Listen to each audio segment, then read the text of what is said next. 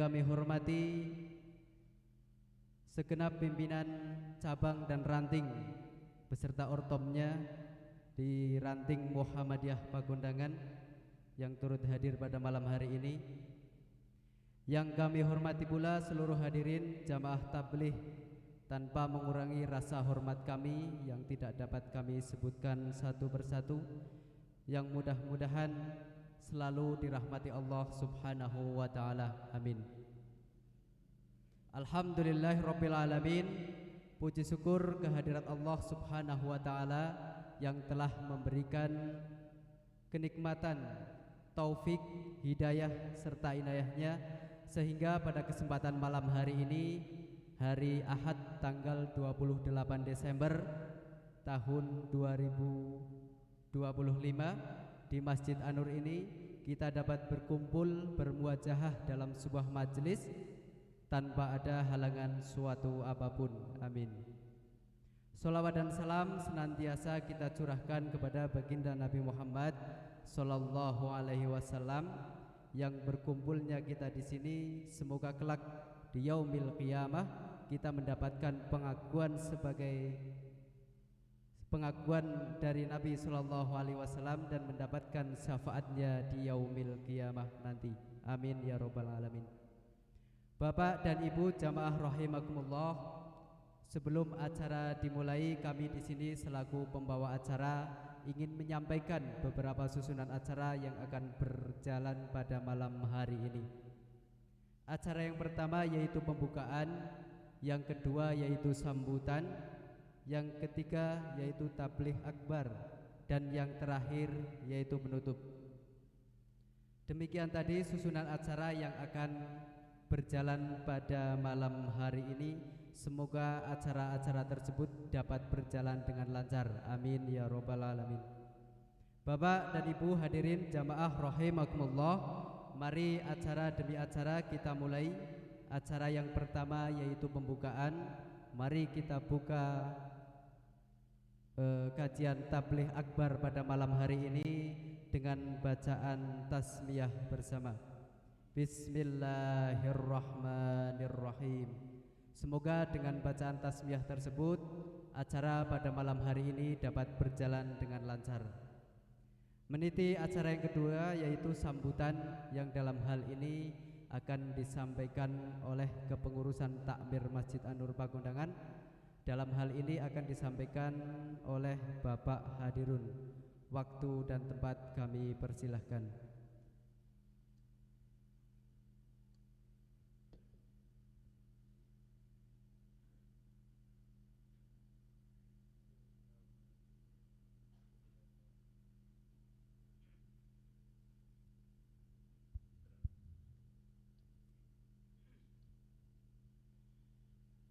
Assalamualaikum warahmatullahi wabarakatuh.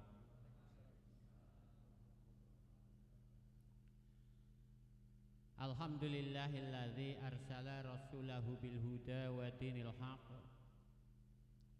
liyudhhirahu ala dini kullihi wa kafa billahi syahida. Asyhadu an la ilaha illallah wahdahu la syarikalah wa asyhadu anna Muhammadan abduhu wa rasuluhu wa la nabiyya ba'dah. Allahumma fasholli wa sallim ala nabiyyina Muhammadin wa ala alihi wa sahbihi wa man tabi'ahum bi ihsanin ila yaumiddin. Amma ba'du. Ingkang kawula hormati Ustaz Anang Wahid, ingkang kawula hormati ugi dumateng Ketua Pengurus Takmir Masjid An-Nur Pakundangan, ingkang kawula hormati sesepuh pinesepuh, para alim, para ulama, lan ugi ingkang kawula hormati pengurus Nasihatul Ngaisyah Ranting Pakundangan, yang alhamdulillah pada sore hari ini berkenan mengadakan pengajian Kene ku dalam rangka safari dakwah tabligh akbar lan ugi sedaya pilenggah samudyanipun muslimin wal muslimat rahimakumullah. Puji syukur kita aturaken dumateng Allah Subhanahu wa taala atas barokah dan nikmatnya yang telah dilimpahkan kepada kita sekalian, sehingga dengan ridhonya pada sore malam hari ini kita masih diberi kesehatan, sehingga alhamdulillah dengan kesehatan itulah kita manfaatan bareng-bareng kangge ngudi kawruh utawi ngalap ilmunipun Allah Subhanahu wa taala ingkang sak mangke badhe kaaturaken dumateng panjenenganipun Al Ustadz menika wau. Mugi-mugi betah kemajengan kita di dalam beribadah dumateng Allah Subhanahu wa taala. Dan tak lupa selawat salam serta rahmatnya semoga tetap tercurah pada Nabi kita Muhammad sallallahu alaihi wasallam yang senantiasa kita harap syafaatnya fid dini wad dunya wal akhirah. Dan yang kedua kalinya terima kasih matur nuwun dumateng Derek Pranoto Coro yang telah berkenan memberi penghormatan kepada kami. Sebenarnya jane ya ketua takmir masjid, tapi alhamdulillah ya diberi penghormatan dumateng kawula, dan iki salah satu penghormatan menggahipun kawula, sehingga wa idza huyitum bi tahiyatin fahayyu bi ahsana minha aurudduha. Donge bi ahsana minha paling nggih aurudduha mawon nggih. Boro-boro lebih apik. Ya yang penting acarane isi ngaten niku. Jamaah muslimin wal muslimat rahimakumullah, dengan ridha Allah pada saat sore hari ini kula panjenengan nggih dianugerahi oleh Allah kangge sareng-sareng mangke midhangetaken tausiah utawi pengajian utawi tabligh akbar. Artinya kurang luwih ya ngajak-ajak kepada yang baik dengan cara sing luwih gedhe ngaten niku. Angger biasane ya cilik ya niku. Ning alhamdulillah pada saat sekarang ini adalah akbar, lebih dari kabir. Nah niku. Jane niku istilahnya madan nganu nggih. Sebab yang maha akbar hanya Allah nggih. Tapi ada istilah seperti itu. Alhamdulillah. Muga-muga itu ora dadi tandingane Allah. Semoga. Lah wonten mriki putra-putra Nasihatul Ngaisiyah bekten mriku ngenggel nggih, Mbak-mbak. Apa sesek? Ya alhamdulillah sesek. Ngeben masjid gedhekna nggih. Gedhekna dembakna. Alhamdulillah wonten ing ngandhap niki ya madan isi nggih sinausa omber. Lah ing mugi jamaah kang tasih wonten ing mushola monggolah sempatkan dirinipun waktunya kangge midhangetaken keterangan-keterangan atau dakwah-dakwah Islamiyah ing supados kula lan panjenengan saged tambah wawasan kita di dalam beribadah dan berislam, bertauhid kepada Allah Subhanahu wa taala. Dan yang keduanya mungkin ya juga yang terakhir, beginilah keadaannya di Pagondangan ya, karena salah satu dari dusun ya, di Desa Wanaraja Kecamatan Wanayasa dibilang gimana lah ya apa adanya saja ngaten niku nggih. Ampun utawi janganlah paringin menemen sebulan bira-bira ora. Semoga enggak menjadi kecewa nggih dibandingkan yang di sana-sana. Nah niku, semoga tidak menjadi kecewa atas kehadiran kita yang mungkin kurang memuaskan. Wingan-winganane madan kerep tapi saniki napa durane terang napa nggih? Durane terang ya niku. Lah nggih. Monggo lah. Yang penting kita sudah punya niat, itikad yang baik, niat yang baik, kita mau mencari ilmu. Nah niku pun kan niku mawon nggih Pak nggih. Nah. Mungkin hanya itu yang bisa kami sampaikan. Apabila banyak kurang berbijaksana nggih, anu langkah-langkah nggih. Anu langkah-langkah dan mungkin baru kali ini tindak dua atau mriki lah. Monggo lah. Mungkin dari kami hanya itulah yang bisa kami sampaikan. Apabila banyak kekurangan kami mohon maaf yang sebesar-besarnya. Nasrun minallah wa fathun qarib. Assalamualaikum warahmatullahi wabarakatuh.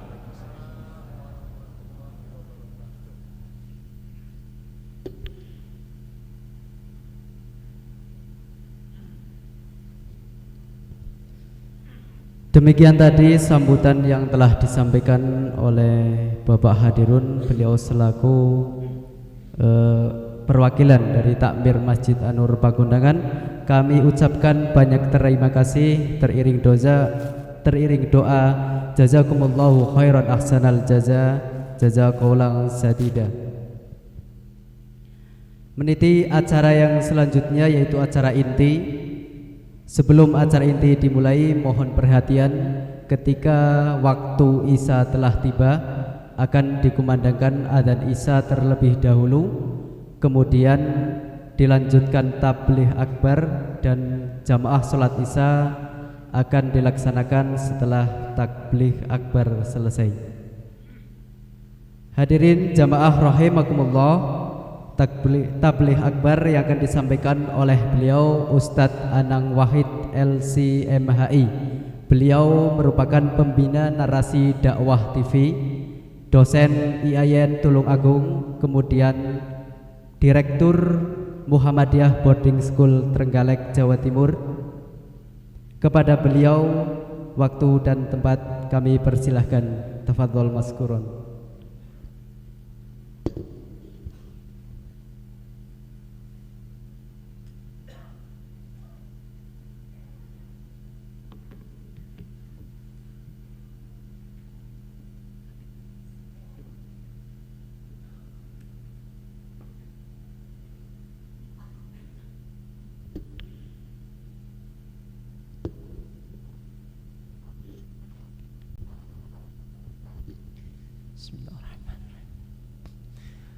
Assalamualaikum warahmatullahi wabarakatuh.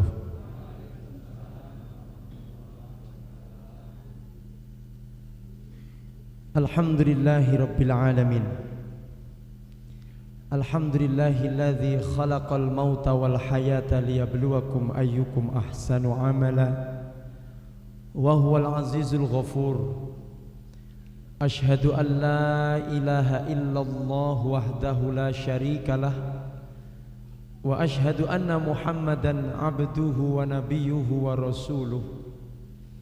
Addal amanah wa balaghar risalah wa nasahal ummah wa kashafallahu bihil ghammah wa jahada fillahi haqqa jihadih hatta atahul yaqin.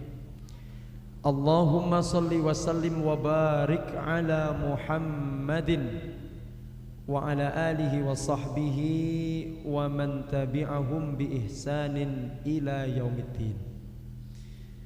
Rabbi israh li sadri wa yassir li amri wahlul 'uqdatam min lisani yafqahu qawli.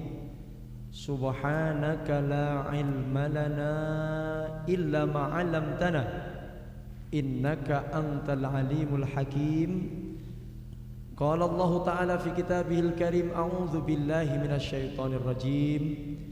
Ya ayyuhalladzina amanu taqullaha haqqa tuqatih wa la tamutunna illa wa antum muslimun. Shadaqallahul azim.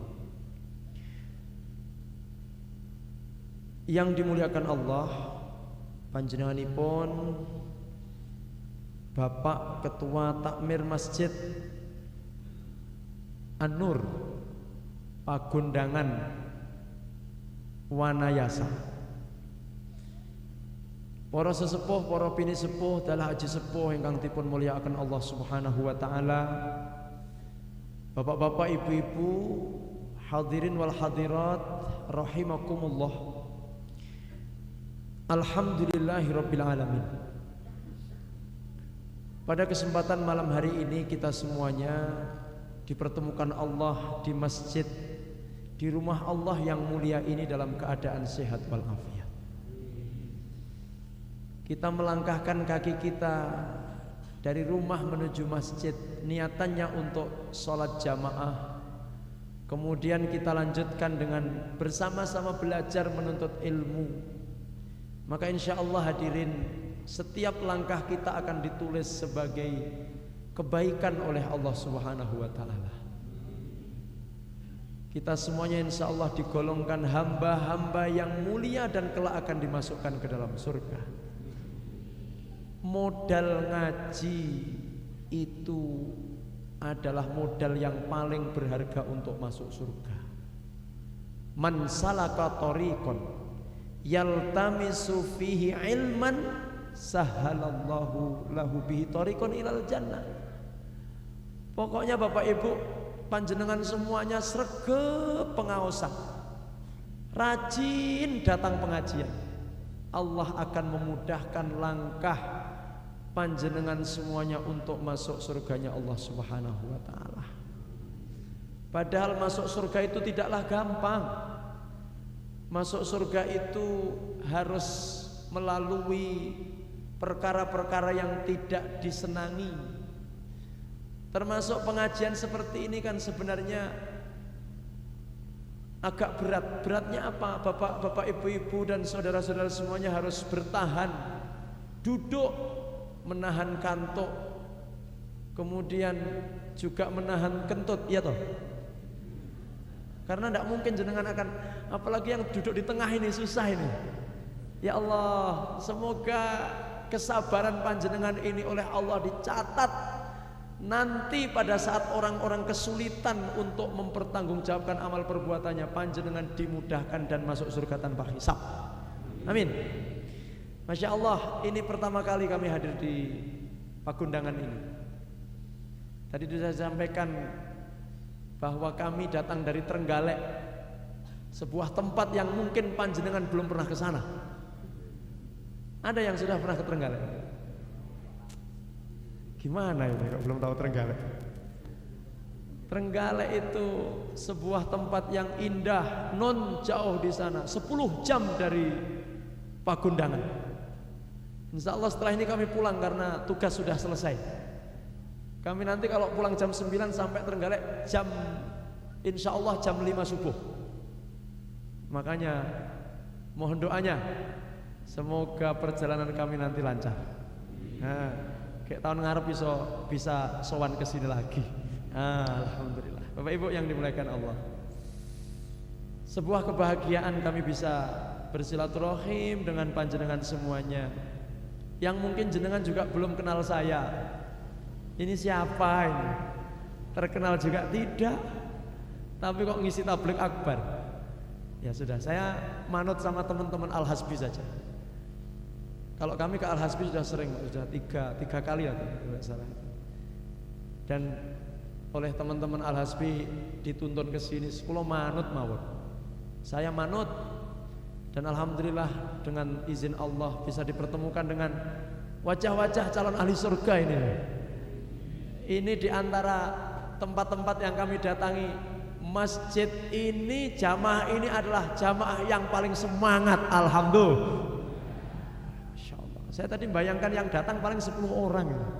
Ustadznya kan tidak terkenal. Ternyata Masya Allah, Barakallah. Bapak Ibu, dan kita berdoa semoga duduk kita dirahmati dan diridhai oleh Allah Subhanahu wa ta'ala. Di dalam hadis, orang yang kaya itu cirinya 3. Tiang sugih niku cirine 3. Mungkin kalau di Pagondangan ini orang kaya itu adalah identik dengan orang-orang yang rumahnya bagus, kemudian mobilnya bagus, kemudian kebun kentangnya luas, mungkin gitu. Tapi tidak begitu menurut Rasulullah sallallahu alaihi wasallam. Kaya menurut Rasulullah itu man asbaha minkum aminan fi sirbih, bangun di pagi hari dalam keadaan aman.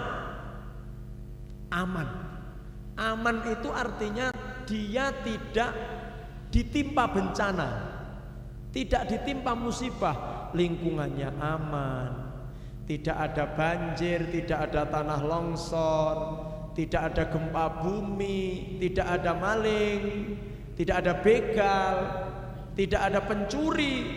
Itu aman, kaya. Dados tiang sugih niku tiang-tiang ingkang nalika bangun dari tidur itu dia mendapatkan kondisinya, keluarganya, lingkungannya, tempat tinggalnya aman. Pagondangan aman apa mboten? Alhamdulillah. Saudara-saudara kita yang berada di ujung pulau Sumatera, Bapak Ibu, di Aceh, Aceh Tamiang, Tapanuli Selatan, di sebagian Sumatera Barat, hari ini mereka sedang hidupnya tidak jelas.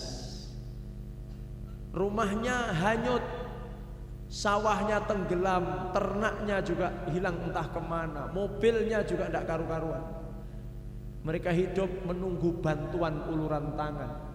Dan alhamdulillah kemarin Muhammadiyah sekali sholat Jumat terkumpullah 70 miliar. Tidak tahu dari Pagondangan berapa. Pokoknya 70 miliar gitu aja lah. Dari Trenggalek kami 50 juta. Tidak tahu dari Pagondangan berapa. Berarti tidak ngaji Pak Ustadz. Jangankan mikir ngaji Pak, mereka mikir besok mau makan apa itu aja sudah pusing mereka. Sementara wabah penyakit juga menyebar. Kemudian belum lagi pakaian juga habis kemana-mana, habis, hilang, tertimpa arus, terbawa arus.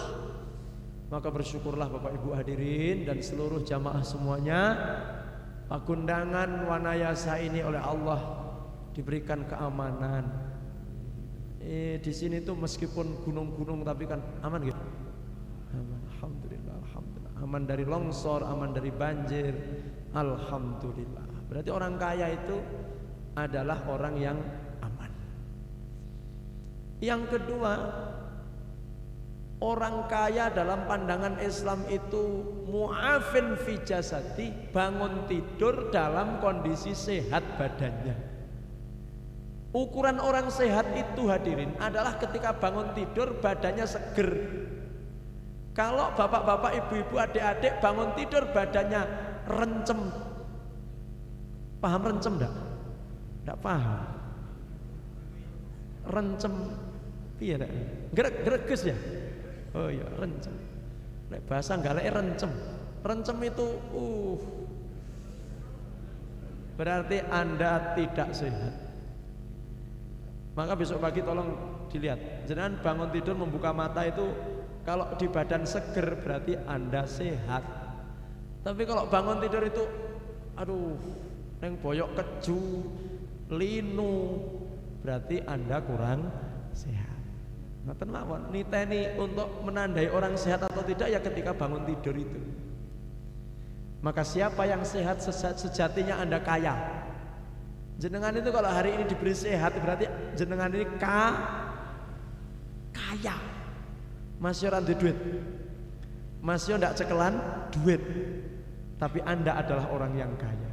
Alhamdulillah Pak Ustadz, umur saya sudah 70 tapi masih bisa jalan ke masjid Pak Ustadz. Alhamdulillah.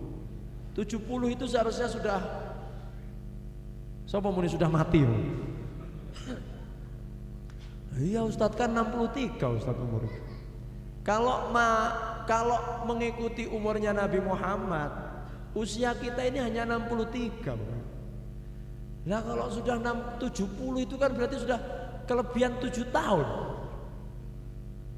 Ini ada yang sudah lebih 63. Nah ini yang depan ini lebih 63 semua ini. masih sehat, kemudian masih kuat, alhamdulillah sehat.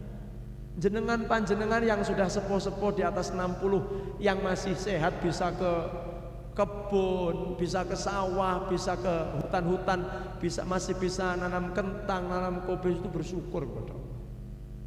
Nikmat yang sangat besar. Sehat itu nikmat yang sering dilupakan oleh banyak orang. Apalagi melihat tetangga beli mobil baru, Pak. Itu lupa kalau sehat itu iya. Anyar ini. Pasti ngingu tuyul ini. Sudah, tenang aja, Pak. Orang yang beli mobil baru itu nanti hisabnya lebih berat daripada yang tidak punya mobil. Jangan perhatikan ya. Orang yang punya mobil nanti di hari kiamat hisabnya lebih berat daripada yang tidak punya mobil. Gitu. Yang punya motor lebih berat daripada yang punya sepeda ontel, pancal. Yang tidak punya motor, sepeda, yang hanya berjalan kaki hisabnya paling ringan. Maka kalau Bapak Ibu pengen hisabnya ringan, sudahlah, miskin aja. Ustadz, saya ini sudah terlanjur kaya Pak Ustadz. Saya itu sebenarnya tidak pengen banget jadi orang kaya, tapi bagaimana? Kentang saya sekali panen dapat 250 juta. Saya tuh sebenarnya pengen itu, tidak pengen kaya itu. Tapi kenapa setiap kali panen mesti dapat banyak Ustadz? Itu memang sudah takdir jenengan Bapak Ibu. Bisa nggak Ustadz saya dengan kekayaan itu masuk surga duluan? Bisa. Caranya gimana? Setiap panen infakkan semuanya fisabilillah. Lo arep bangun TPK tetap ngenteni Ustadz Rifki ya? Lo uang jenengan lo kemana? Ya Allah. Semoga rezeki jenengan lancar semua nggih. Jangan hanya amin saja. Kalau sudah lancar nanti rajin infak sedekah. Saya itu yang takjub, ini masjid ini luar biasa. Ini loh, khotibnya di atas ini. Saya teringat ketika masih sekolah di Mesir itu, persis seperti ini. Masjid-masjid di Mesir itu rata-rata begini di sini. Ini jenengan kalau ini ya khotbahnya di atas ini, Pak. Berarti jenengan begini loh. Saya bayangkan yang di sini mau lihat khotib. Padahal ya, kalau orang mendengar khutbah kok tidak melihat khotib itu rentan ngantuk. Halah, lihat aja, sop depan tidur semua ini waktu khutbah. Kenapa tidak bisa lihat khotibnya? Masya Allah, masjidnya megah luar biasa. Kami tadi sepanjang jalan berbincang-bincang dengan teman multimedia. Orang-orang sini tuh rumahnya biasa-biasa tapi masjidnya bagus-bagus. Itulah orang-orang yang Masya Allah yang nanti akan didahulukan masuk surga. Masjidnya bagus, rumahnya biasa-biasa saja. Tapi hati-hati, kalau masjidnya biasa-biasa saja, rumahnya bagus, tidak usah punya cita-cita masuk surga, Bapak. Ya masuk tapi nanti, Pak. Keri-kerinan ya, terakhir itu masuk surga. Sehat itu kalau sudah tiada baru terasa. Orang itu kalau pas sehat itu tidak merasa bahwa sehat itu nikmat. Baru kalau sehat sudah diambil, dia baru merasa, ya Allah. Jenengan pernah lihat orang stroke kan? Ada nggak yang stroke di sini? Orang stroke itu kalau diziarahi, diendangi, dijenguk, itu nangis biasanya. Nangis biasa. Kenapa? Mungkin ada penyesalan dalam hati, Pak. Kenapa saya dulu waktu masih sehat kok tidak rajin ke masjid ya? Sekarang ketika sudah kena stroke tidak bisa bergerak, pengen ke masjid tapi tidak mampu untuk ke masjid. Nangis, Pak. Makanya kesehatan yang diberikan ini betul-betul manfaatkan. Apalagi Masya Allah yang sudah di atas 60 tahun. Jenengan termasuk manusia-manusia pilihan Allah untuk merasakan umur yang panjang. Jenengan tahu Bapak Ibu, orang itu kalau mau meninggal itu ada tanda-tandanya loh. Ada rasanya. Dan adakah di antara jenengan semua yang sudah merasa akan meninggal dunia? Ada? Ada yang sudah merasa meninggal dunia? Mau? Malaikat Israel itu apabila hendak mencabut nyawa seseorang, di dalam kitab Tazkirah Imam Al-Qurtubi itu mengatakan arsalahu malakaini au rasulaini, diutus kepada orang yang akan dicabut nyawanya itu 2 utusan di Tazkirah. Jadi orang yang akan meninggal dunia yang akan dicabut nyawanya itu datang kepadanya 2 utusan.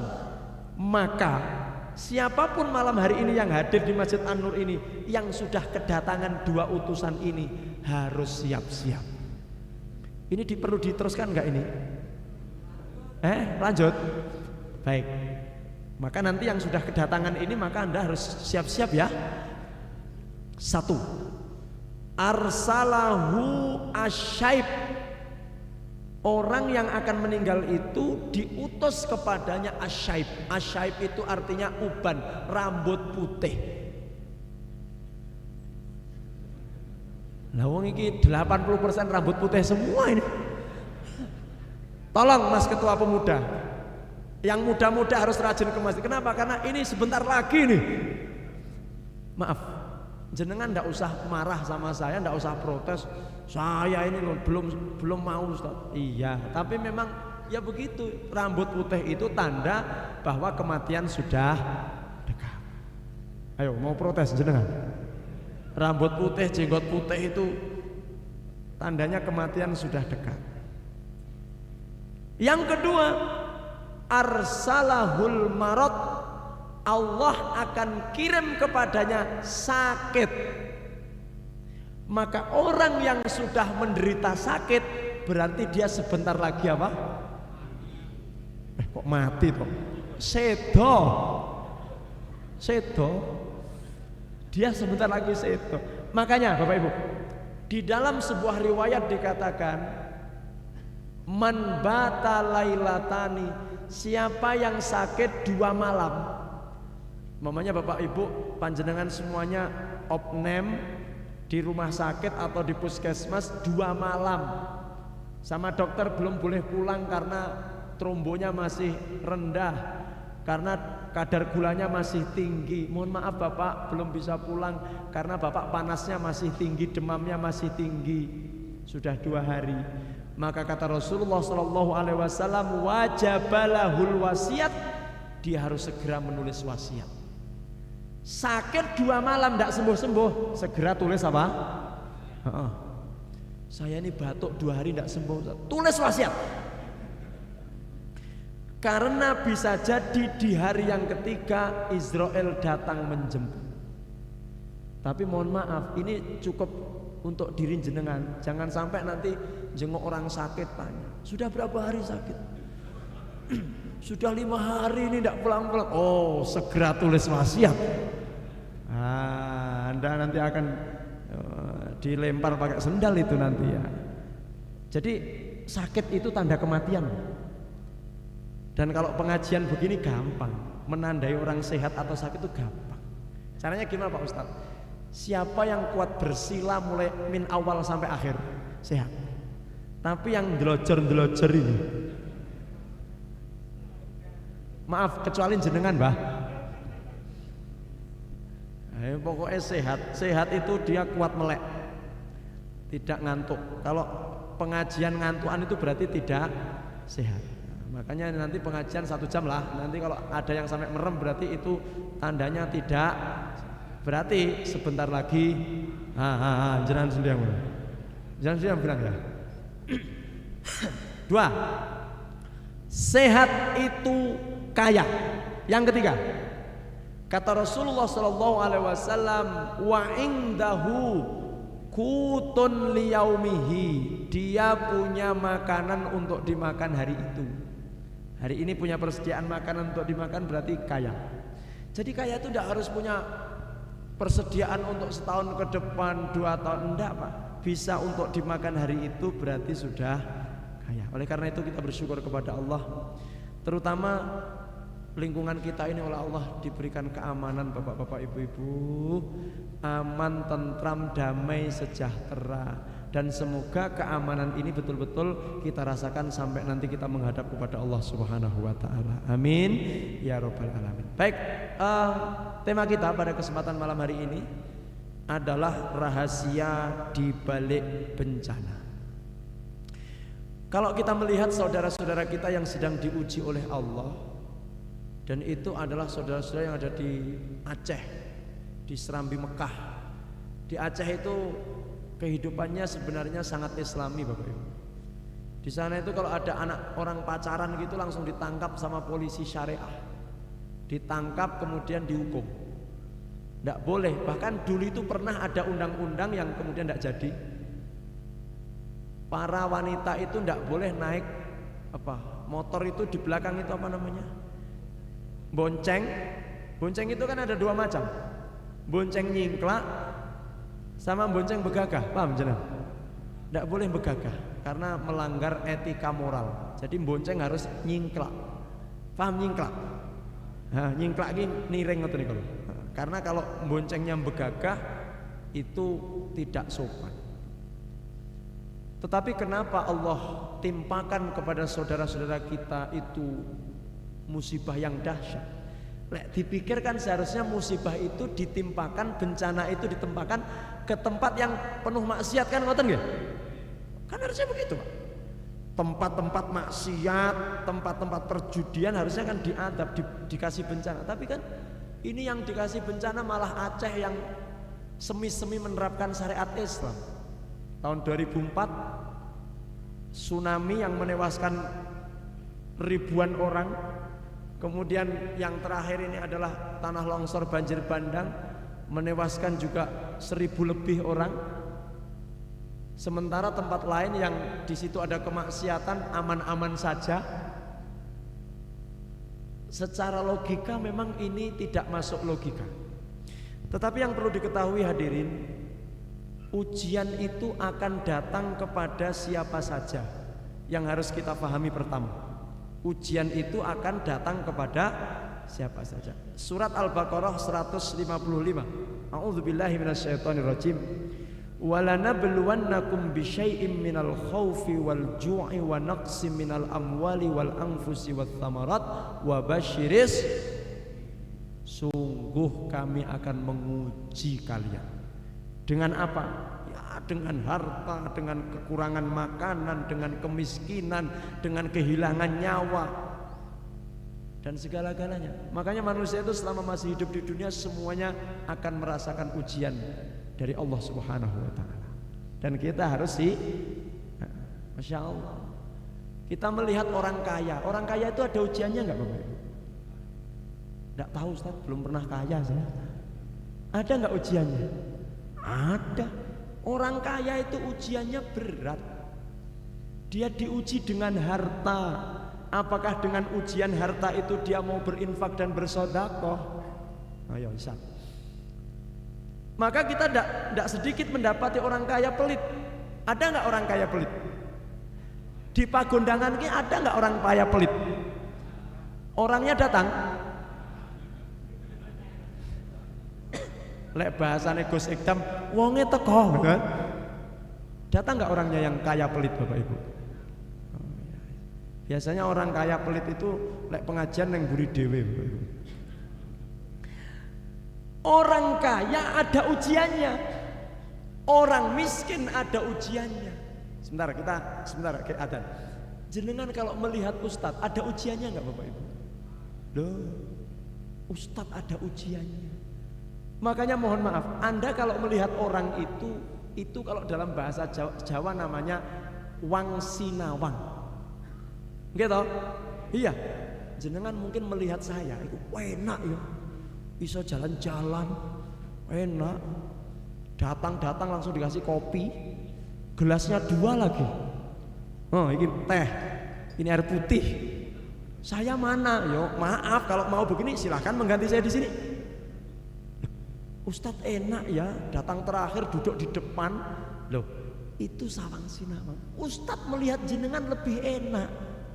Loh, saya melihat jenengan itu enak sekali. Duduk datang guyang-guyu. Nggak usah teriak-teriak, nggak usah belajar, nggak usah mikir.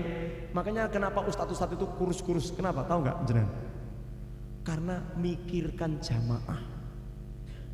Mikir jenengan itu loh ustadz kurus itu. Makanya ya Allah, jenengan melihat pejabat-pejabat itu enak ya, enak, duitnya banyak. Kemudian istrinya kok banyak? Iya, sing viral gitu. Oh, istrinya banyak, mobilnya bagus. Oh, mereka melihat Anda juga enak ya, jadi warga biasa apa, hidupnya santai, gak mikir apa-apa. Masya Allah, semua ada ujiannya. Cuman bedanya apa? Sebelum kita tutup, bedanya ada dua. Yang pertama, ujian bagi orang mukmin dan ujian bagi orang kafir. Orang mukmin diuji oleh Allah lulus, orang kafir diuji oleh Allah gagal. Kita ukiti setelah pesan-pesan berikut ini. Ayo Pak, akan Pak.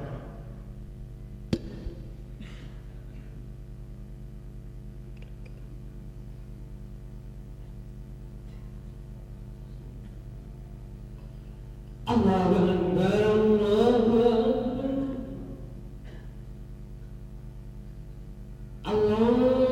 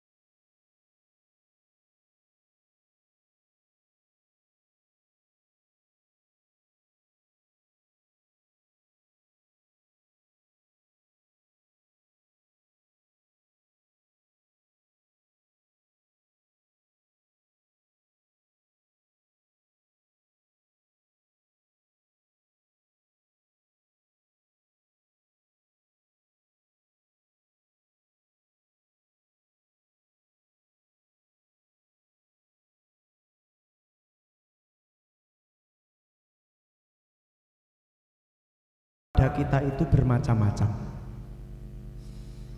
Ada orang itu yang diuji badannya, diuji dengan sakit.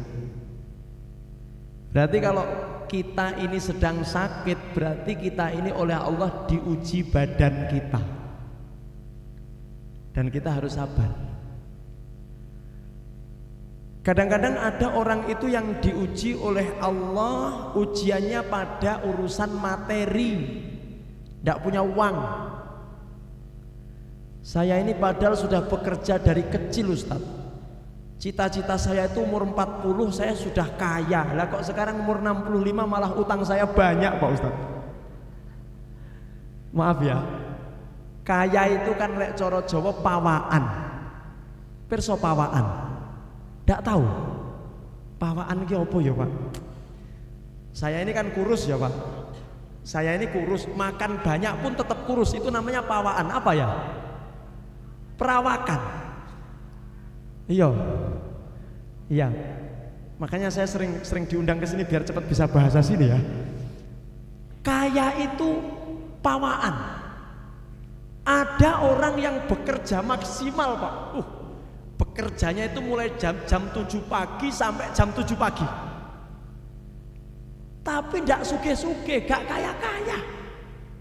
Ada yang Masya Allah bekerja itu duduk di kursi AC kerek 50 juta. Ada yang cuma pegang-pegang demoki bokong. Iya, dokter hewan bokong sapi maksudnya. Wah, ini sapinya kurang vitamin ini, langsung bayaran gitu. Ada yang cuma ceramah 1 jam aja, mbah pira kuwi engko. Masya Allah. Ada yang mukuli batu diang del. Berapa bayarannya sehari? 100.000. Ada lagi yang cuma 75.000. Makanya kami katakan kaya itu pawaan. Memang sudah suratan dari Allah. Makanya kalau siapa yang umurnya sudah 60 kayak belum kaya, berarti memang kayaknya takdirnya tidak kaya itu. Kalau seperti kami ini, seperti Mas Ketua Pemuda ini masih ada harapan sampean. Wis sugih kurang sudah kaya? Belum. Masih ada harapan. Tapi kalau yang sudah 60 ya sudahlah. Terimalah nasibmu dengan penuh kesabaran. Gak apa-apa wis. Kadang-kadang di antara kita ini bapak-bapak ibu-ibu ada yang diuji dengan materi, tidak punya duit, utangnya banyak, gitu. Nah, makanya saya pesan kepada yang tidak punya duit, tidak usah susah-susah. Caranya bagaimana Pak Ustadz untuk menghilangkan kesusahan saya yang tidak punya uang itu? Datanglah pengajian. Nah nanti kalau jenengan pengajian, pilih orang-orang duduk di samping orang yang sama-sama tidak punya uang. Jangan salah duduk, Pak. Nah, jenengan nanti lihat coba sopo ya sing kira-kira tidak punya uang ini. Tak duduk di sampingnya. Terus pura-pura tanya, punya duit enggak? Enggak punya. Alhamdulillah. Ternyata yang tidak punya uang bukan hanya saya sendiri, tapi di samping saya juga tidak punya itu. Tapi kalau jenengan butuh uang sementara jenengan tidak punya uang, pengajian duduklah di samping orang yang punya uang. Sebelum pengajian temui dulu ustadznya. Ustadz tolong dibahas tentang fadilah menghutangi uang. Akhirnya duduklah dia di samping orang yang punya uang. Ustadznya berceramah, menghutangi orang itu pahalanya lebih besar daripada sedekah. Ngutangi itu pahalanya 18, sedekah pahalanya 10. Maka kalau ada temanmu berhutang, hutangilah. Kalau jenengan mampu menghutangi, gak ngutangi, maka tercelah. Nah, bareng ngono bar pengajian, aku pinjem uangnya dong. Arab bilang ndak punya, ndak bisa kan yo. Tadi habis didalili sama Pak Ustadz. Kadang-kadang diuji dengan masalah materi, Pak. Dan itu biasa, ujian materi itu biasa. Pernah nggak Pak Ustadz diuji materi? Sering. Dulu waktu manten baru Bapak Ibu. Wah, kula niki ketika menikah itu modal kula namung modal iman. Wong tamat kuliah 2 minggu langsung nikah. Belum bekerja. Ya untungnya istri saya itu nrimo ing pandum. Mau diajak hidup. Sekarang sulit loh nyari istri yang begitu, Pak. Alhamdulillah. modalnya modal keyakinan. Allah mengatakan wa ankihul ayama minkum wassolihina min ibadikum wa imaikum iyakunu fuqara ayughnihimullahu min fadlih. Kalau engkau pengen kaya menikahlah. Kalau engkau sebelum menikah miskin, setelah menikah insya Allah. Apakah ada di sini pemuda yang belum menikah? Kenapa? Lek alasanmu ra duwe duit berarti imanmu tipis. Loh, apa hubungannya dengan iman, Pak Ustaz? Loh, iman. Oh, ra duwe duit menikah kan imannya kan kuat, Pak. Kenapa? Saya yakin Allah Maha Kaya. Menikah dulu, rezeki datang kemudian. Gitu Pak, jenengan yang sudah nikah-nikah, kaya enggak ini? Kaya anak Pak Ustadz. Alhamdulillah. Kaya anak itu alhamdulillah. Paling tidak kaya hati. Orang itu kalau sudah menikah hatinya akan tenang, nyaman. Wis toh Pak.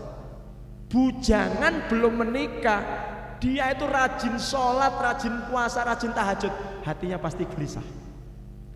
Niki wonten duda, niki wonten duda. Ditungane muga-muga sing duda pulang dari Anur ini segera mendapat istri yang solehah.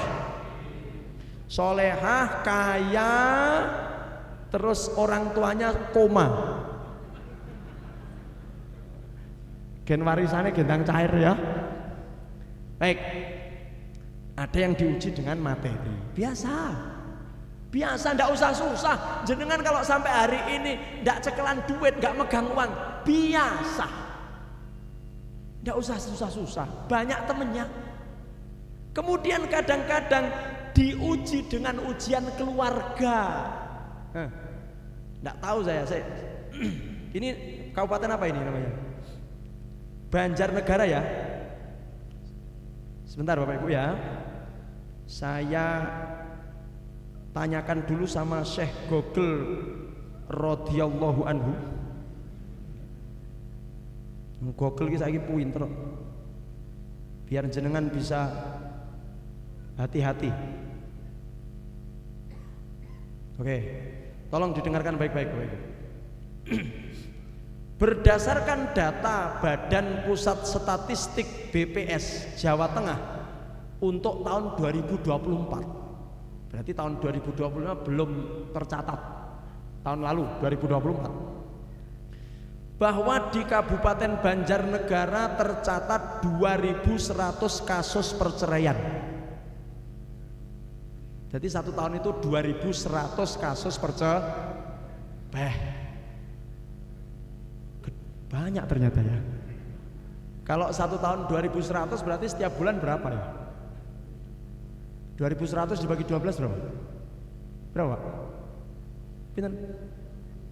Yes, pokoknya banyak lah.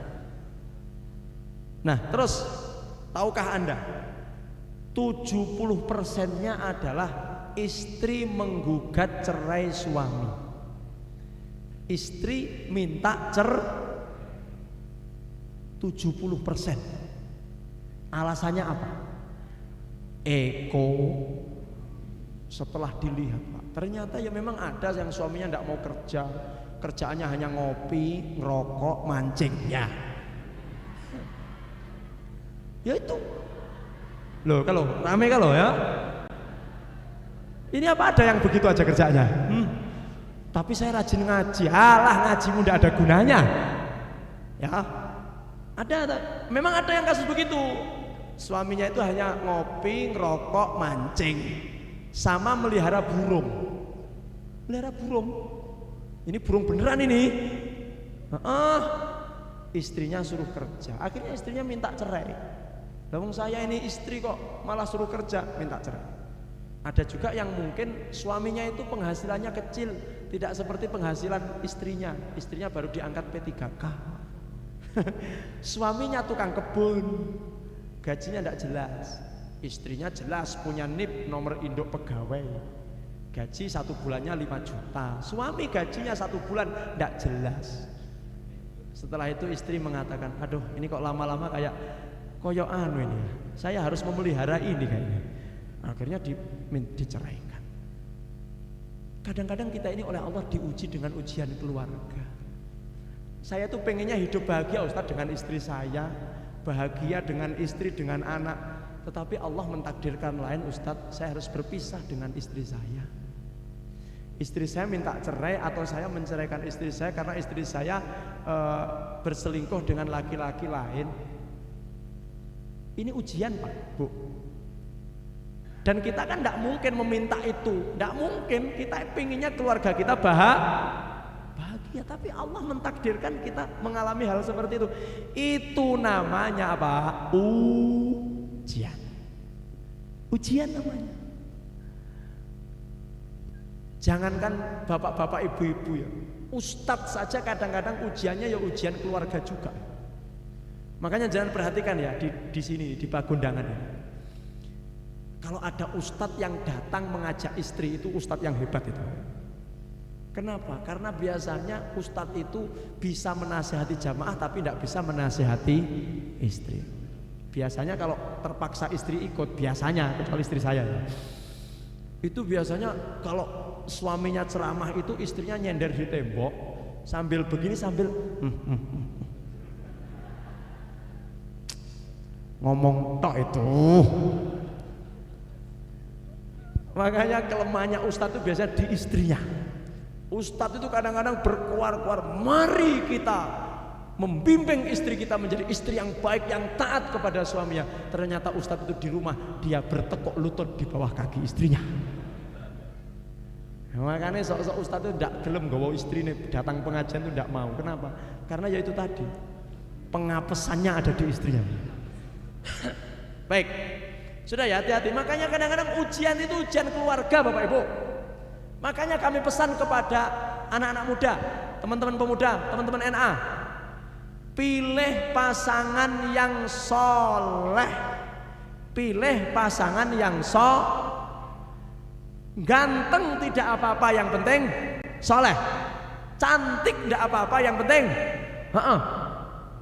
lah iya yang ngono kan. Masya Allah, ternyata punya pasangan yang soleh-soleh itu bahagianya luar biasa.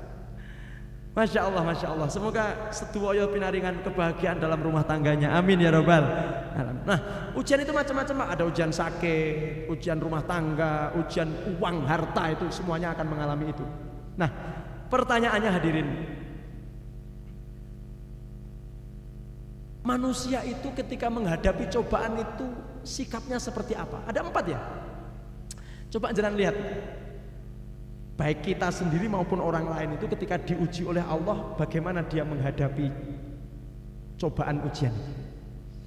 Menurut para ulama, manusia itu ada 4 macam ketika menghadapi cobaan.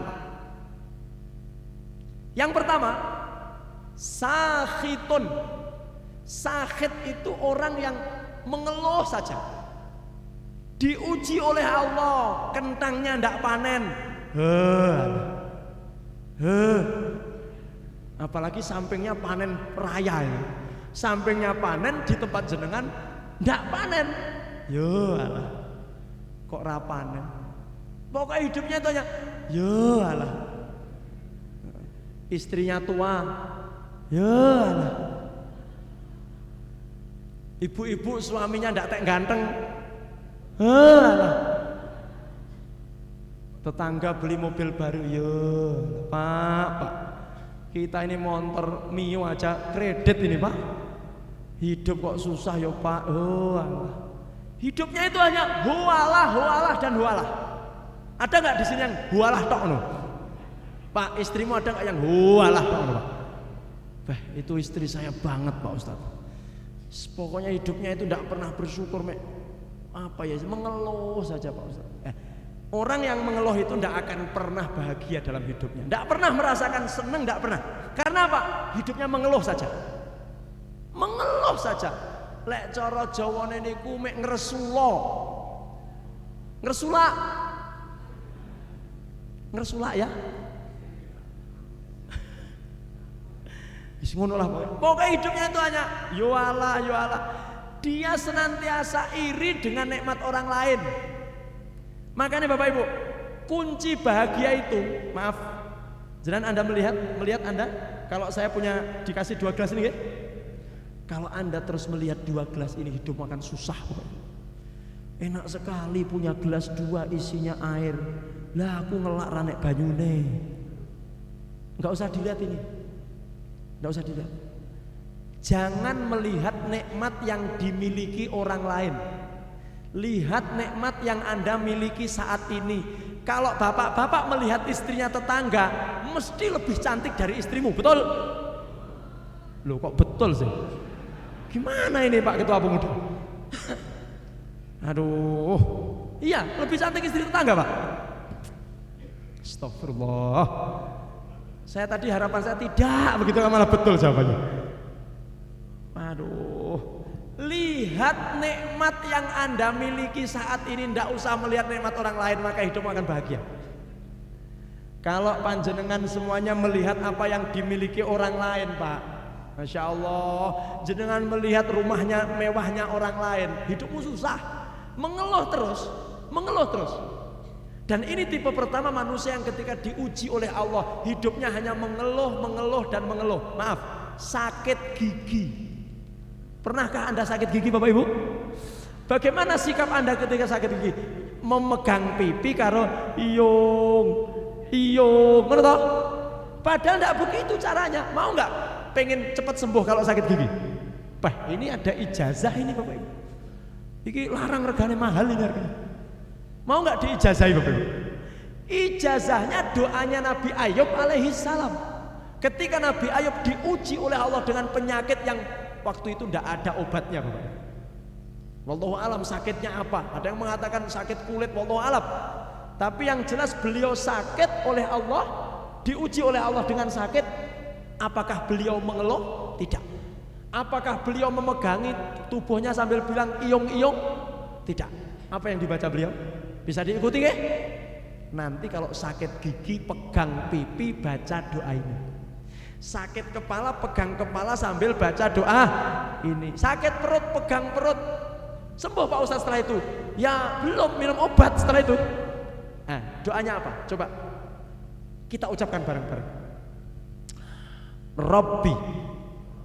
Ayo sing semangat toh. Rabbi anni masaniyadzur wa anta arhamur rahimin.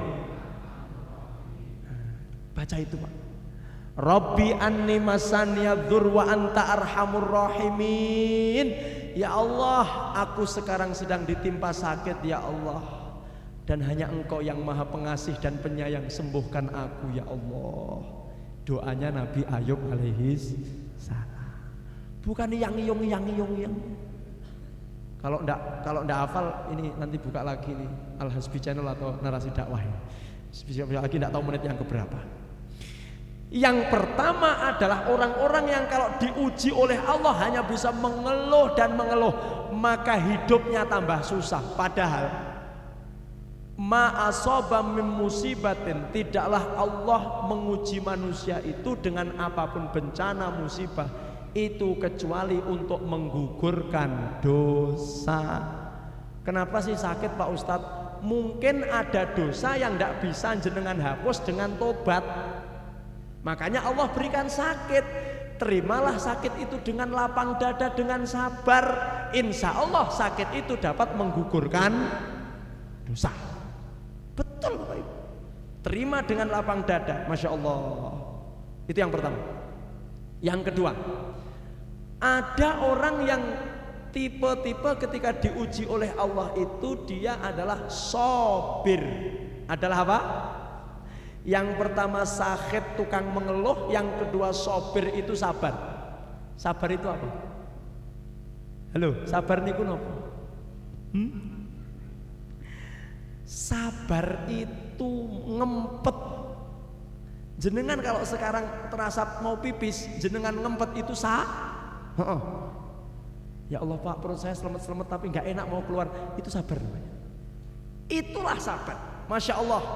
Rasulullah Shallallahu Alaihi Wasallam pernah berkata kepada seorang sahabat, as-sabru inda sudmatil ula. Sabar itu ketika hantaman pertama. Ketika Anda diuji sakit, mendengar kabar buruk, maka saat itulah Anda harus sabar. Caranya bagaimana? Caranya ucapkan innalillahi wa inna ilaihi. Kalau ada orang yang meninggal, doanya bagaimana? Innalillahi wa inna ilaihi. Kalau jenengan yang ditimpa musibah, Allahumma jurni fi musibati wa khlufli khairan minha. Sudah hafal semua, Masya Allah. Itu sabar. Yang kedua, apakah orang yang sabar itu boleh nangis, Pak Ustadz? Boleh. Ibu-ibu umpamanya suami meninggal, jenengan menangis, boleh. Tapi jangan lupa mengucapkan innalillahi. Yang ketiga, tipe yang ketiga ketika diuji oleh Allah itu ada orang yang tipenya adalah ridho. Ridho itu apa? Ridho itu ketika diuji oleh Allah, dia terima itu dengan lapang dada. Ya Allah, saya yakin ya Allah ujian ini pasti ada hikmahnya. Ridho, Pak. Istri meninggal, sedih enggak Bapak? Sedih dong. Tapi jenengan ridho, ya Allah, aku ridho ya Allah. Aku yakin di balik semua ini pasti ada hikmah. Ternyata betul Bapak Ibu. Istri meninggal, jarak 5 hari kemudian ada seorang yang menawarkan anak perempuannya yang cantik, perawan, solihah, hafal Al-Quran. Ayo, piye? Innalillah apa alhamdulillah? Ridho. Yang terakhir, makom yang tertinggi dari orang yang diuji itu adalah syakir, Makanya dalam Islam itu dapat nikmat syukur, ditimpa musibah juga kalau bisa. Makanya Rasulullah mengajarkan kepada kita, ketika engkau ditimpa musibah ucapkan, ketika engkau diberi nikmat ucapkan alhamdulillah, ketika engkau ditimpa musibah ucapkan alhamdulillah. Kalau dapat nikmat, alhamdulillahilladzi bi ni'matihi tatimmus sholihat. Kalau ditimpa musibah Pak Ustadz, alhamdulillahnya bagaimana? Alhamdulillah ala kulli hal. Nggih ngoten apa dereng jenengan? Masya Allah, seorang istri ditinggal meninggal suami, dia ucapkan alhamdulillah. Langsung tetangga, "Loh kok alhamdulillah?" Kata Pak Ustadz tadi kalau dapat musibah suruh alhamdulillah ala kulli hal. Itu ketika ditimpa apa? Dan ini luar biasa. Ini makomnya para nabi Bapak Ibu. Ketika ditimpa musibah mengucapkan alhamdulillah ala kulli hal, ini adalah makomnya para nabi, para sahabat.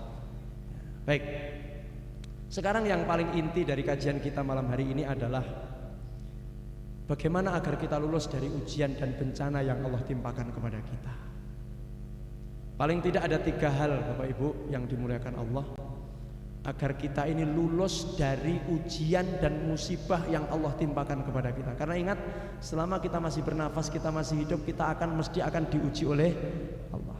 Yang pertama, ketika kita diuji oleh Allah dengan musibah atau bencana apapun, yakini bahwa ujian musibah itu datangnya dari Allah. Kalau musibah itu datangnya dari Allah, Allah pasti akan sudah mengukur kemampuan kita. Makanya dalam surat Al-Baqarah ayat terakhir itu Allah berfirman, la yukallifullahu nafsan illa wus'aha.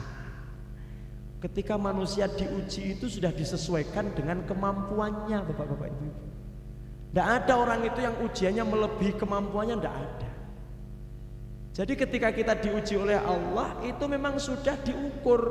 Oh ini Ustadz Anang ujiannya sekian, si Fulan ujiannya sekian. Ada yang diuji dengan istri galak. Loh, yang saya ujian terberat suami itu kan istri galak ya Pak. Betul? Orang itu kalau istrinya galak itu bisa dilihat, sekilas bisa dilihat. Kami di sini melihat jenengan ini, kami tahulah siapa-siapa yang istrinya galak. Sudah. Istri galak Pak. Laki-laki yang takut sama istri karena istrinya galak, itu tandanya ada 2 Pak. Ya. Yang pertama, laki-laki itu badannya kurus. Hai Pak Kadus ini. Pak Kadus istrinya galak ya Pak Kadus? Lah kok badannya kurus Pak? Loh, apa hubungan istri galak dengan badan kurus Pak Ustadz? Loh, siapa yang muni ustadznya juga kurus Pak? Kalau saya kurusnya seger Pak. Apa hubungan istri galak sama badan kurus? Maaf, laki-laki itu kelihatannya ototnya kuat, badannya tegap, tapi ternyata hatinya rapuh Pak. Digetak istri sekali langsung merotoli. Kami itu punya di kampus Bapak Ibu, di UIN Tulungagung itu ada teman doktor profesor. Kalau sudah cerita, kalau sudah di depan mahasiswa itu, memukau semua mata. Kalau sudah berdalil, berorasi ilmiah itu mahasiswa tidak ada yang berkedip, tidak ada yang bernafas karena terpukau dengan sang profesor. Ketika pulang ke kantor curhat, Ustadz, saya ini bisa begini hanya di kampus Pak Ustadz. Saya ini kalau di rumah profesor saya hilang Pak Ustadz. Kenapa? Saya bertekuk lutut di hadapan istri saya.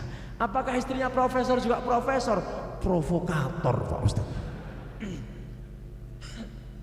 Masya, profesor saja Pak bertekuk lutut sama istri, apalagi yang provokator kayak Wede ini. Ada lagi teman polisi gagah tegap brengose, Polantas Pak, yang orang-orang takut kan kalau udah. Itu ternyata di rumah juga ATM dipegang istri Pak. Ya toh, polisi itu ATM dipegang, jadi bayaran masuk ke istri. Apa yang diandalkan teman-teman itu?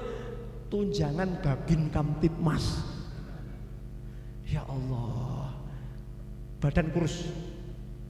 Pokoknya yang badannya kurus-kurus ini mencurigakan. Kayaknya istrinya galak betul.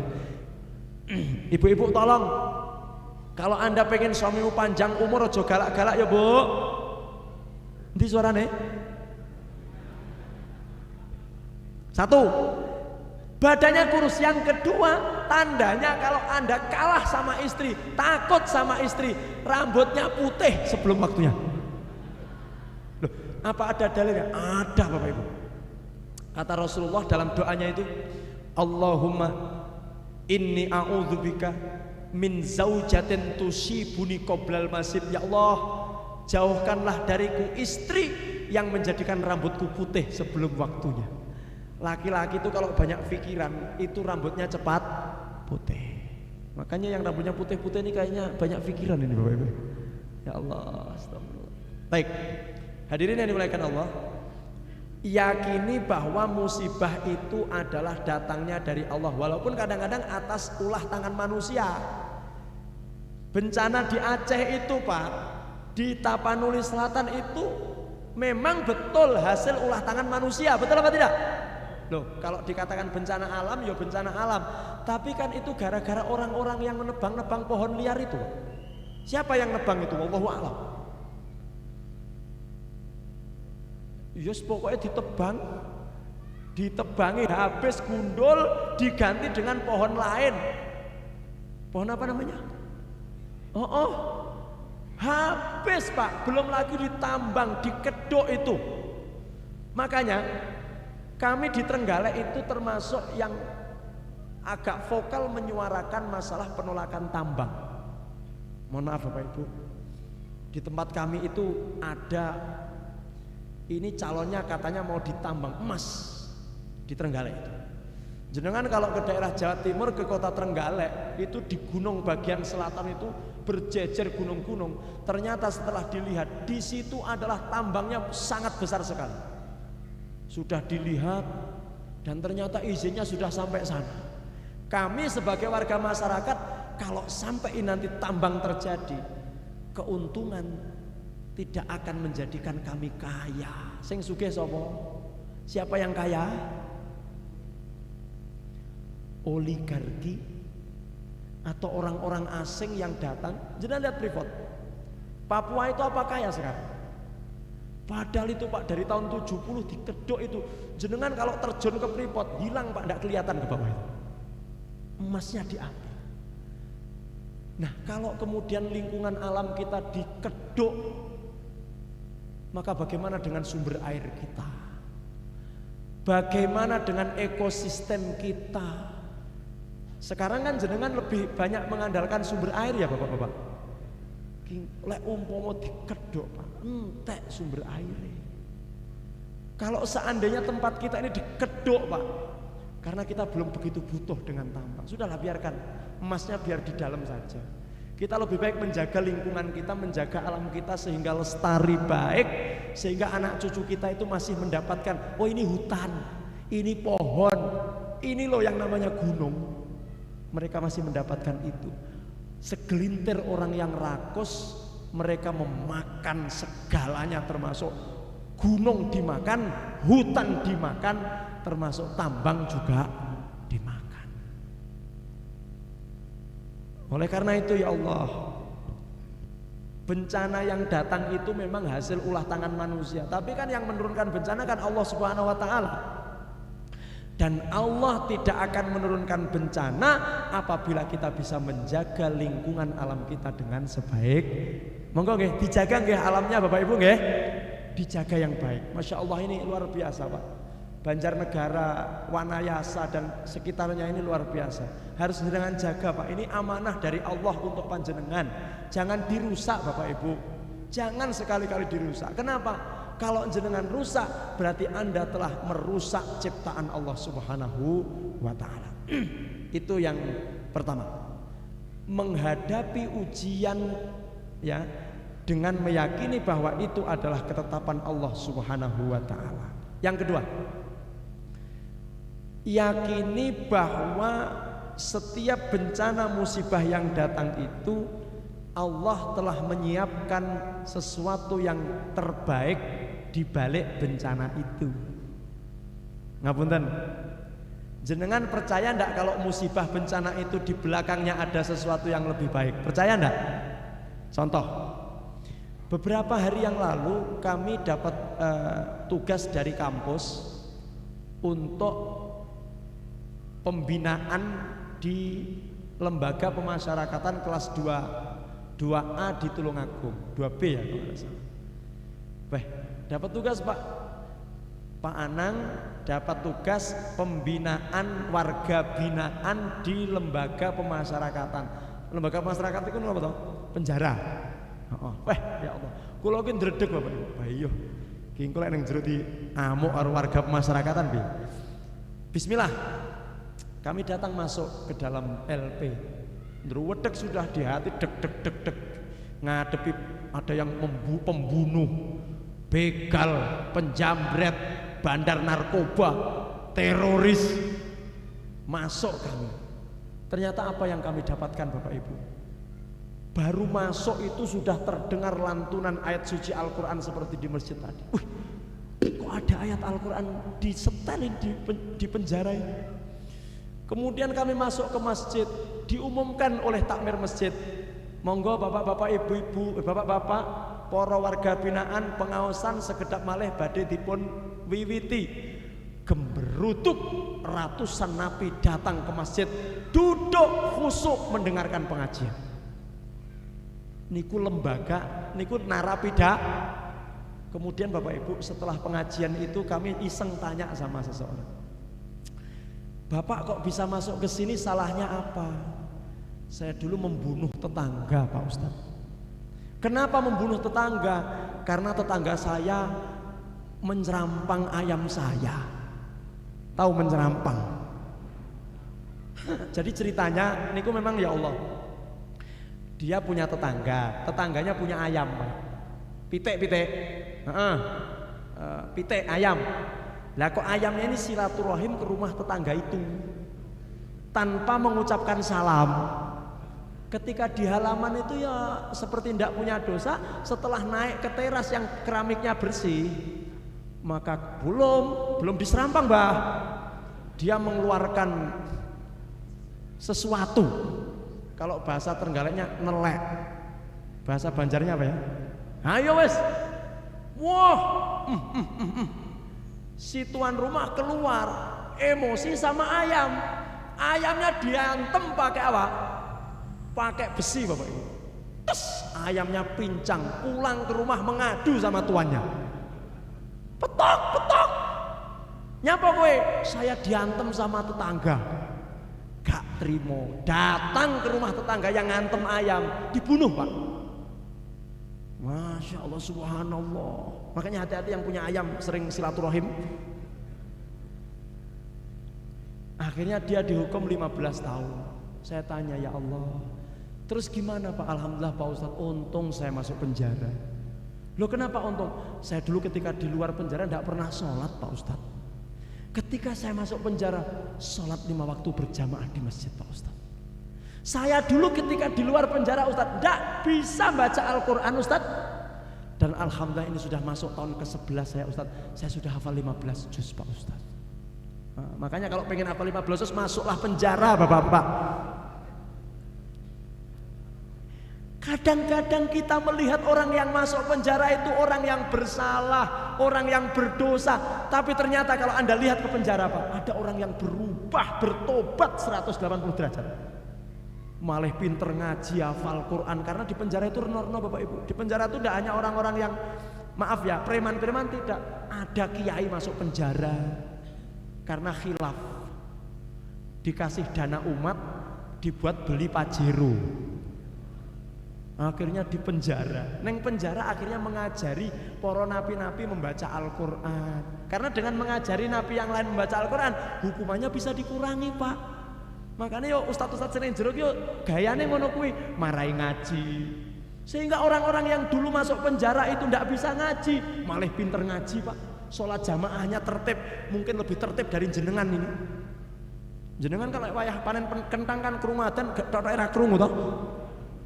Sudah adzan, alah nanggung sedikit lagi. Mereka 5 waktu berjamaah, pengajiannya setiap hari Pak. Bapak Ibu, setiap hari Senin sampai Kamis, Senin, Selasa, Rebo, Kamis itu pengajian dari kampus kami, dari kadang-kadang dari Muhammadiyah, dari NU dikirim ke lembaga pemasyarakatan untuk memberi tausiah. Jadi Masya Allah, orang-orang pemasyarakatan itu alim-alim, pinter-pinter Pak. Keluar dari ustadz. Makanya kadang-kadang orang yang masuk, orang menjadi baik itu harus mengalami seperti itu dulu Pak.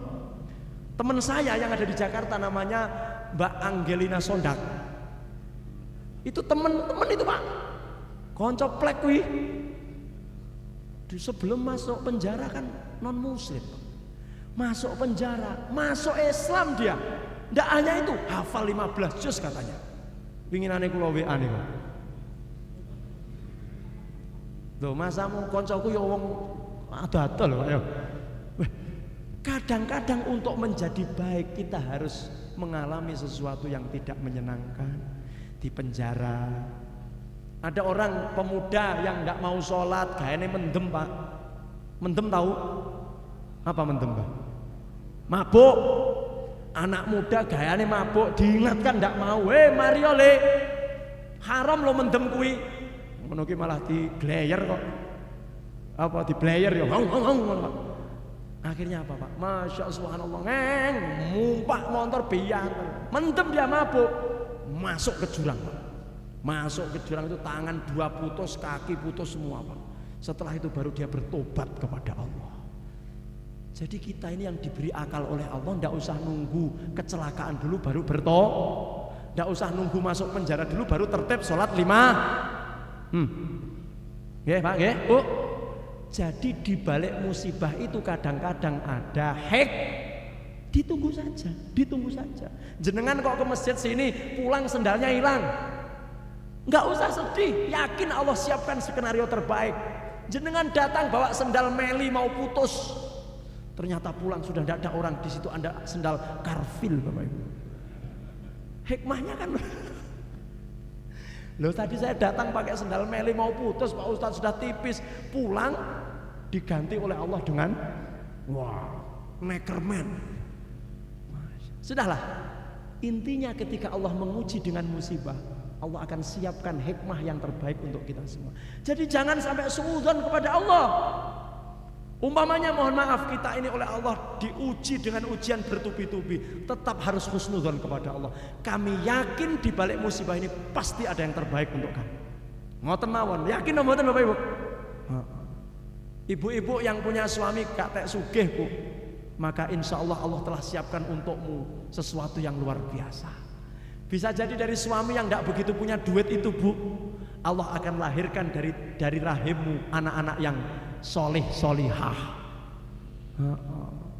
Jadi itu semuanya adalah ujian. Yang terakhir Bapak Ibu, bagaimana agar kita bisa mampu untuk menghadapi ujian itu? Maka hadapi ujian itu dengan lapang dada. Rabbishrahli sadri wa yassirli amri wahlul 'uqdatam min lisani yafqahu qawli. Ya Allah, buka dada kami untuk bisa menerima segala yang Engkau timpakan kepada kami. Yang sampai sekarang umur 35 kok belum ketemu jodoh saya, lapangkan dada kami ya Allah. Yang sampai hari ini masih diuji dengan ujian bertubi-tubi, lapangkan dada kami. Rabbishrahli sadri, Rabbishrahli sadri. Oleh karena itu, rahasia di balik bencana, di balik musibah itu, kita harus betul-betul husnudzon kepada Allah. Karena kita yakin bahwa di balik semua musibah dan bencana itu, Allah telah menyiapkan yang terbaik untuk kita semuanya. Bapak Ibu, sekali lagi tidak ada orang yang lepas dari musibah dan ujian Allah selama dia masih hidup. Kalau Anda mau lepas dari bencana dan musibah, segeralah pindah alam. Pribon? Mau? Mau? Loh, mau? Saja kok ratek kerasan yang dunia itu. Bapak Ibu, sebelum saya tutup mohon maaf. Jenengan tahu enggak? Alam kubur itu lebih nikmat dari alam dunia. Teman-teman jenengan yang sudah dulu meninggal itu sebenarnya di alam kubur nunggu, ya Allah kapan ini jamaah An-Nur ini nyusul saya ini. Nunggu jenengan, tapi jenengannya kayak kok rodok ndak mau gitu. Loh, kan begini ya. Kemarin kami sampaikan di Al-Hasbid. Orang yang masih dalam kandungan itu kan kerasan di dalam perut, ya enggak? Jenengan dulu ketika masih di dalam perut ibu kerasan enggak Bapak Ibu? Boten. Alah. Tanya sama ibu kalau masih hidup, ketika jenengan mau lahir itu Bu, ibu jenengan itu ngeden apa nggih jenengan keluar sendiri? Ibu sampai pegangan sana pegangan sini. Iya toh? Iya Bu, betul Bu? Ya Allah, ada yang bayi itu pegangan usus, enggak mau saya, enggak mau, enak di sini. Ada yang sampai ubet-ubetan usus, ada yang enggak mau keluar, sudah keluar kepala, balik lagi Bapak Ibu. Masya Allah, akhirnya dokter bilang ini harus segera dioperasi, dibelahlah perutnya, diambil lewat jendela. Itu pun masih pegangan usus, enggak mau saya keluar. Kenapa? Di sini enak, di sono gak enak. Menurut bayi itu di dunia itu tidak enak, makanya dia betah di dalam itu. Kalau dibiarkan saja ya udah di situ saja terus dia selamanya. Makanya ibu-ibu kita ini Pak penuh dengan perjuangan itu mengeluarkan bayi, mengeluarkan jenengan itu. Jenengan dulu kan masih dukun toh, dukun bayi toh. Masya Allah, dia mengira di dunia itu nggak enak. Ternyata setelah jenengan pindahnya ke dunia, enak ndak? Enak banget. Sama ketika jenengan ditanya mau nggak pindah ke alam akhirat, ke alam kubur, nggak mau enak di dunia. Di dunia bisa makan sate, bisa makan ayam, bisa bisa tidur nyenyak. Kita nggak tahu bagaimana rasanya kebahagiaan di alam barzah itu. Oleh karena itu Masya Allah kita berdoa semoga semua yang hadir ini Bapak Ibu semuanya oleh Allah nanti di alam barzah kita diberikan kenikmatan kubur. Yang penting syaratnya bisa menjawab pertanyaan kubur. Caranya bagaimana Pak Ustadz? Amal soleh kita lakukan, amal baik kita lakukan, maka insya Allah kita akan bisa menjawab pertanyaan-pertanyaan kubur. Man robuka, man hadar rojulul ladzi bu'isa fika, kemudian ma kita buka, kemudian ma dinuka, kan 4 itu pertanyaannya. Dan itu semuanya bisa dijawab dengan amal soleh yang kita lakukan selama di dunia. Kita berdoa kepada Allah Subhanahu wa taala, semoga duduk kita pada kesempatan malam hari ini diridhoi oleh Allah Subhanahu wa taala. Apa yang kita kaji, yang kita bahas, yang kita pelajari malam hari ini bermanfaat untuk kita semuanya, dan kita semuanya oleh Allah senantiasa dibimbing untuk menjadi orang-orang yang senantiasa mendapatkan hidayah Allah Subhanahu wa taala. Kita berdoa untuk para sesepuh kita yang sudah meninggal dunia, semoga mereka diampuni segala kesalahan-kesalahannya, diangkat derajatnya, ditempatkan di sisi yang terbaik di sisi Allah Subhanahu wa taala. Kita semuanya diberikan kebahagiaan di dunia dan di akhirat.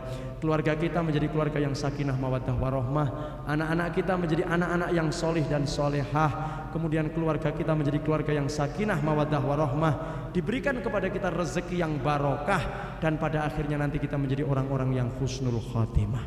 Kita baca istighfar 3 kali hadirin. Astaghfirullahaladzim, astaghfirullahaladzim, astaghfirullahaladzim. A'udzubillahi minasyaitonirrajim. Bismillahirrahmanirrahim. Hamdan na'imin, hamdan ni'amahu wa yukafi'u mazidah. Ya Rabbana lakal hamdu wa lakal syukru kama yanbaghil jalal wajhikal karim wa azimi sultanik. Allahumma Rabbana taqabbal minna innaka antas samiul alim wa tub alaina innaka antat tawwabur rahim. Allahumma a'inna ala dzikrika wa syukrika wa husni ibadatik. Rabbana hab lana min azwajina wa dzurriyyatina qurrata a'yun waj'alna lil muttaqina imama.